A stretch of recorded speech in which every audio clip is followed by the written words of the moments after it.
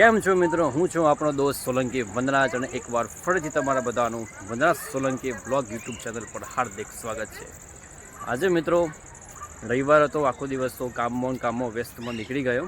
હવે અત્યારે હું મહેશ્વરી, મારા મામી, છોટું બધા ગુડિયાને લઈને અને હિંમતનગરના સર્કિટ હાઉસમાં અમે આવી ગયા છે।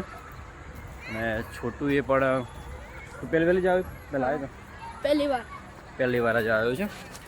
તમે લોકો હિંમતનગરના આજુબાજુનો હશે તો કદાચ આ ગાર્ડન જોયેલો હશે, અને ના જોયો હોય તો 10 રૂપિયાની ટિકિટ લઈને તમે અહીંયા આવી શકો છો ગાર્ડન જોવા માટે સર્કિટ હાઉસ જોડે। ચલો બેડ ઉપર ચડો।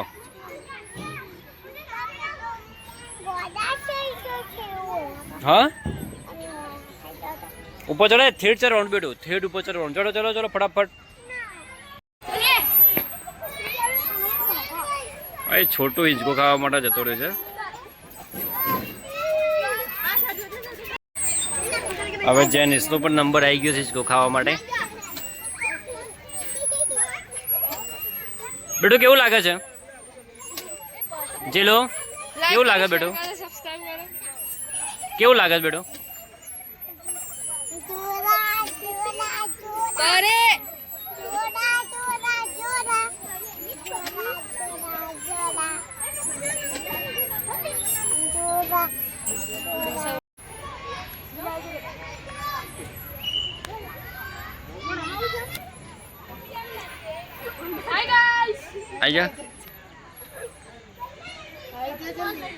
आई जाए कसना जाए ये पेन पोड़ो आगे।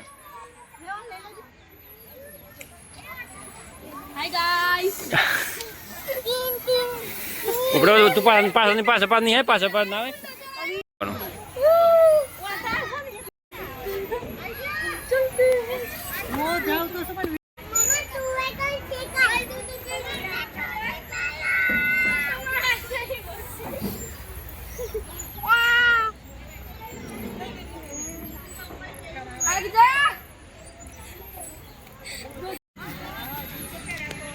તું શું ખાય બેટો?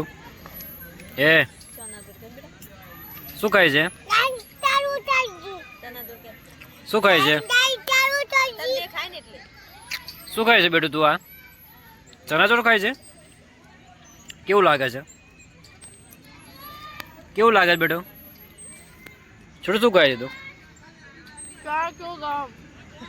કેવું ભાવે છે? સારું ભાવે છે? આવું ખવડાવો, હું બને ખવડાવો બેટું। તને કેવું ભાવે છે? મસ્ત ભાવે છે? અરે શાક કોકરી ભાવ તો હા આવું ભાવે બેટું તને? અહીંયા ગાર્ડનમાં બધા લોકોએ ખાધું છે ઘણું બધું, પણ પડીકા તો એમને એમ રાખ્યા છે। ખાવું વસ્તુ મહત્વની નહીં, સાફ સફાઈ વસ્તુ મહત્વની છે। બાળકોને શીખવાડવું બી પડે। નાખી દો, નાખી દો આમાં।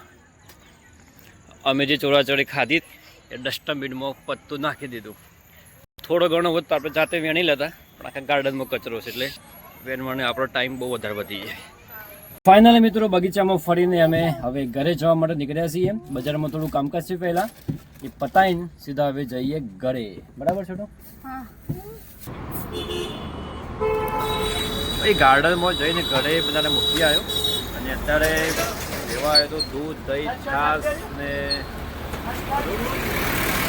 લાગે જબરજસ્ત, એટલે બાંધી દીધું છે। હવે ઘરે જઈએ બાઇક લઈને।